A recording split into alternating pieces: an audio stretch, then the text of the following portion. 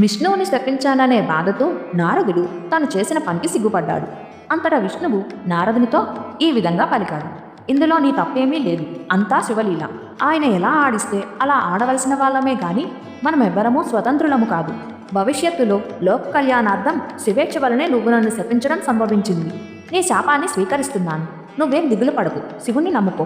ఆయనే పరబ్రహ్మ, ఆయననే ధ్యానం చెయ్యి. లోకంలోని శివక్షేత్రాలను దర్శించు. కాశీకి వెళ్లి విశ్వేశ్వరుణ్ణి సేవించు. అనంతరం నీ తండ్రి అయిన బ్రహ్మదేవుణ్ణి ఆశ్రయించు. అతడు నీకు శివమహిమను, శివ సహస్రనామ స్తోత్రాదులను ఉపదేశిస్తాడు. నా భక్తుడుగా ఖ్యాతి వహించి నిత్య సంచారివయ్యావు. ఇక నుండి సర్వేశ్వరుడైన శివుణ్ణి ఆరాధించి ముక్తిని పొందు. ఆ శివుడు నిన్ను అనుగ్రహించుగాక అని దీవించి విష్ణువు అంతర్ధానమయ్యాడు. విష్ణువు చెప్పినట్టే నారదుడు శైవక్షేత్రాలను సంచరించసాగాడు.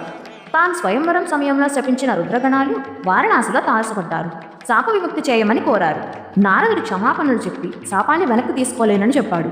శివభక్తులుగా ఉంటూ రాక్షస స్వభావం కలిగి ఉంటారని, విష్ణుమూర్తి వలన మరణం పొంది తిరిగి రుద్రగణాలలో చేరుతారని చెప్పి అక్కడి నుండి వెళ్ళిపోయాడు.